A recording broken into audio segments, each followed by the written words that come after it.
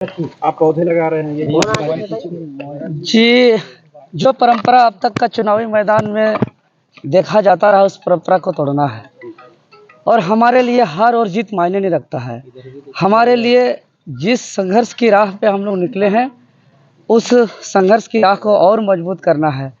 क्योंकि जो चुनाव मेरा रहा रांची लोकसभा का, यह चुनाव के नामांकन के रोज़ हमको गिरफ्तार करके जेल के अंदर कैद कर दिया गया, और जब प्रचार प्रसार ख़त्म हुआ उससे एक दिन पूर्व हमको छोड़ा गया, हम रिहा हुए। और इस बीच में हमारे जनता ने, हमारे सारे आंदोलनकारी साथियों को, क्रांतिकारी साथियों को, कार्यकर्ताओं को, कैडर को, यहाँ की जनता सिर्फ वोट ही नहीं दिया, तमाम लोगों को सहयोग किया, पानी पिलाया, खाना खिलाया, रहने का आसरा दिया। एक एक पीडीएफ को अलग अलग पंचायत में उसको प्रिंट करा करके छाप को जन जन तक पहुंचाया, और जेल के अंदर रहते हुए एक बहुत ही अच्छा उपस्थिति रहा। और अभी गर्मी का मौसम है, पर्यावरण में पेड़ पौधा का कमी होने की वजह से अभी हमारा पर्यावरण असंतुलित हो गया है।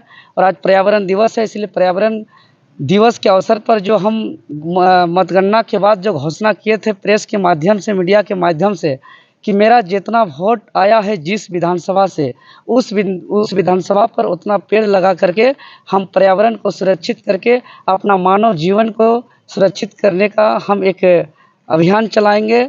और उसकी ज़रूरत पड़ेगा तो इसके अलावा भी पौधा लगाएंगे, लेकिन मिनिमम जिस बूथ से, जिस विधानसभा से जितना वोट आया है उतना पौधा हम मिनिमम लगाएंगे। और आज पर्यावरण दिवस के अवसर पर इसका शुरुआत कर दिए। सखुआ का पौधा लगा करके, पीपल का, बरगद का, नीम का और अमरूद का पौधा भी लगाए डॉक्टर श्यामा प्रसाद मुखर्जी विश्वविद्यालय के कैंपस पर। और इसके बाद आज से शुरुआत हुआ, और आज के बाद हम हर विधानसभा में जाएंगे, हर बूथ में जाएंगे, और हर बूथ का बहुत ही गहन समीक्षा भी करेंगे, और वहाँ भी पेड़ भी लगाते हुए हम पूरा लोकसभा का पूरा करेंगे। अभी तक कुछ विश्लेषण समझ में आया क्या, वोट जो मिले हैं, कितना एक्सपेक्टेशन जो मिले, इसमें क्यों कमी आई है? जी, जो लहर था, जो चर्चा था, जो प्रचार प्रसार हुआ, उससे कहीं न कहीं वोट जो आया वो निराशाजनक है। और अभी भी जनता इस बात को कह रहे हैं, हालांकि इसका पुष्टि हम नहीं करते हैं, लेकिन कई बूथ से मेरे पास कॉल आ रहा है कि हम लोगों ने आपको 400-500 वोट दिया, लेकिन निकला नहीं, हमारा वोट कहाँ गया। लेकिन अगर हम अभी कुछ बोलें तो मेरे पास सबूत नहीं है, और हम लोग का उतना पहुंच भी नहीं है कि हम उसको साबित भी कर सकते हैं। लेकिन कहीं ना कहीं जनता का यह सवाल है कि हमने वोट दिया था लेकिन वोट निकला नहीं। और अब इसी प्रकार से अभी जैसे कि कल मतगणना के दौरान हम पूरा दिन भर हम प्रत्येक हॉल का राउंड किए, जिसमें कांके विधानसभा का 4 गो बूथ, जिसमें booth number 19, booth number 40, booth number 342 और एक कुछ है। उसके अलावा इचागढ़ का एक बूथ नंबर 11।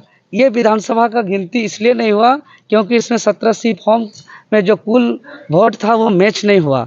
जब इसको लेकर के हम आरओ साहब, डीसी साहब से मिले तो उन्होंने कहा कि जीत का फासला अंतर ज़्यादा है, इसलिए इस सब का गणना नहीं किया जाएगा। फिर हम ऑब्जर्वर साहब से भी मिले तो उनका भी यही रूल बताया गया। तो हम फिर कहे कि हम इसका रिटर्न देंगे, ज़रूरत पड़ेगा तो हम इसको लेकर के माननीय हाईकोर्ट के पास भी जाएंगे, क्योंकि परसेंटेज ऑफ वोट बढ़ाने के लिए सरकार का बहुत बड़ा बजट होता है, खर्च होता है। इतना जनता को, वोटर को मोटिवेशन करने के लिए बहुत सारा अभियान चलाया जाता है, और जो लोग वोट दिए उस वोट का गिनती जो है कि किसी और की वजह से ना हो, तो ये कहीं ना कहीं जो वोट दे रहे हैं घर से निकल करके लंबी लाइन लग करके लोकतंत्र का हिस्सा बन रहे हैं, और उसका वोट का काउंटिंग नहीं होना, यह कहीं ना कहीं दुर्भाग्य है। इसलिए हमने मांग किया है कि जो भी अभी ईवीएम मशीन का काउंटिंग नहीं हुआ है, 5-6 मशीन का, उसके अलावा और है तो अभी हम जानकारी ले ही रहे हैं। जो मेरे नज़रों से जो 5 ईवीएम मशीन का काउंटिंग नहीं हुआ है उसका काउंटिंग होना चाहिए, और इसको लेकर के फिर आगे जैसा होगा हम आप लोग को अपडेट करेंगे।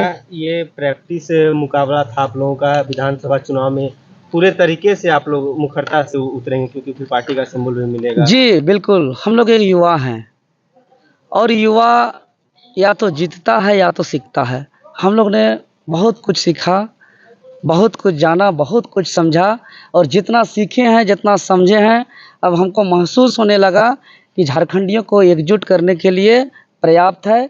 और हम सभी झारखंडियों को पुनः आज आप लोग के चैनल के माध्यम से हम अपील करना चाहेंगे, संदेश देना चाहेंगे कि आप लोग ने जिस प्रकार से जो अब तक का वोट का परंपरा था, जाति के आधार पर, धर्म के आधार पर, उस परंपरा को तोड़ते हुए आने वाला पीढ़ी का भविष्य को देखते हुए हक, अधिकार, नीति, नियमावली का ख्याल रखते हुए अपना बहुमूल्य वोट का प्रयोग किया है।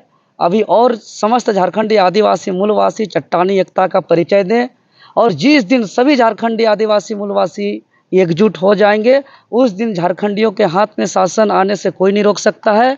और जैसे ही झारखंडियों के हाथ में शासन आएगा, प्रशासन भी उसी के अनुसार काम करेंगे और हक, अधिकार, नीति, नियमावली सब मिल जाएगा। अच्छा, आप लोकसभा चुनाव लड़े, क्या 5 महीना बाद जब विधानसभा चुनाव आएगा तो वहाँ भी अपना दावेदारी पेश करेंगे क्या?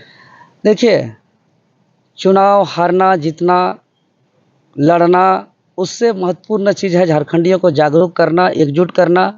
और जिस उद्देश्य से घर से निकले हैं, जिस संघर्ष की राह पर हम लोग घर का त्याग किए हैं, आज बाल नहीं कटाने का कसम खाए हैं, तो कहीं न कहीं और इस राह पर हर मुसीबतों का सामना किए हैं, कभी भी विचलित नहीं हुए हैं, कभी प्रशासन का, कभी जेल तक का, हटवार तक का सफ़र किए हैं। तो मेरा मकसद है, जिस उद्देश्य से इस राज्य का गठन हुआ है, जो हमारा शहीदों का सपना था, जो हमारा आंदोलनकारियों का अरमान था, उस झारखंड का नवनिर्माण करना। और इसको लेकर के अभी जो भी निर्णय लेना पड़ेगा वो निर्णय हम लेने के लिए तैयार हैं। अच्छा, ये चुनाव में ऐसा हुआ है कि जो एक छाप थी जेबीकेएस की, ये केवल कुर्मी महतो की पार्टी है, तो दूसरे वर्गों का साथ आपको नहीं मिला, जिसकी वजह से तमाम जो, क्योंकि हम लोग नए थे, कोई जेल चला गया, कोई पुलिस के प्रशासन से परेशान हुआ, तो हम लोग का छाप हम लोग को चाह रहा है देना, तो हम लोग का छाप खोजने से किसी को मिला नहीं। बहुत जगह हम लोग का जेल जाने के बाद, हमारा जेल जाने के बाद अन्य पार्टी के लोग जनता को दिग्भ्रमित करने का काम किया कि अरे वो तो जेल चला गया, अब तो निकलेगा भी नहीं, वोट देंगे तो भी वो सांसद बनेगा, फिर भी वो क्या करेगा, जेल के अंदर ही रहेगा, उसका अंदर ये केस है, वो केस है, ऐसे बातों का दिग्भ्रमित किया गया। तो हमें ये दिग्भ्रमित कम समय के लिए होता है, ये अस्थायी है। अब जाएंगे एक एक बूथ को में हमको सोना पड़ेगा तो सोएंगे, लेकिन प्रत्येक बूथ का पर जिस बूथ में जितना टोला आता है सभी टोला के लोगों को शामिल करेंगे, उस टोला के सभी जाति के, सभी धर्म के लोग को, वहाँ के बुजुर्ग को, युवा को, महिला को, नौजवान को, सबको बैठाएंगे और एक एक बातों को सुनेंगे कि आखिर उनका मन में क्या चल रहा है, उनका सोच क्या है, उनका विचार क्या है, उसकी सोच के साथ वोट देते हैं, उनका इच्छा क्या था, इच्छा लास्ट 2 दिन में बदलता कैसे है, एक एक विचार को हम समझेंगे। और अब आने वाले दिनों पे जो है कि जो लास्ट 2 दिन में जनता को दिग्भ्रमित करने का काम किया जाता है, इस पर भी हम लोग विजय हासिल करेंगे। अच्छा, ये 14 लोकसभा सीटों में जो परिणाम आए, तो 5 रिजर्व सीट है एसटी आदिवासियों के लिए, 5 सीटों में जो है बीजेपी एनडीए की हार हुई है। ये लग रहा है कि आदिवासियों का मूड भी कहीं इंडिया गठबंधन के पक्ष में था, जो आपके खिलाफ गया जाकर। जी, जो जनादेश मिला है, जो जनता का निर्णय है, यह केंद्र की सरकार, हिटलर की सरकार, मोदी जी की सरकार, जो जुमले की सरकार है, उसको समझ गया है जनता। और जनता को विकल्प में जो मिला उसके साथ गया। लेकिन आने वाले दिनों पे झारखंड का जनता जेबीकेएस के साथ रहेगा। ठीक है, एक अंतिम सवाल, अब क्या सीजीएल को लेकर के या दूसरे ऐसे मुद्दों को लेकर के फिर से आंदोलन की रूपरेखा तय होगी, क्योंकि सीजीएल का री एग्जामिनेशन की तारीख अब तक घोषित नहीं हुई है? जी बिल्कुल, हम तो पहले ही कह चुके थे कि अगर हम सांसद भी बनेंगे तो हमारा रूप स्वरूप एगो सांसद की नहीं होगा, एक छात्र का ही होगा। और सांसद होते हुए बतौर एक छात्र के रूप में, चाहे जेएसएससी का मामला हो, जेपीएससी का मामला हो, नियोजन नीति की मामला हो, रोजगार की मामला हो, वो मामला हम देश की सबसे बड़ा महापंचायत में भी उसको उठाएंगे, जाके सड़क पे भी उतरेंगे और जो भी आवाज़ पहले करते थे उसको करते रहेंगे। अब तो सड़क पे उतर के इस आवाज़ को और बुलंद तरीके से करेंगे। ठीक है।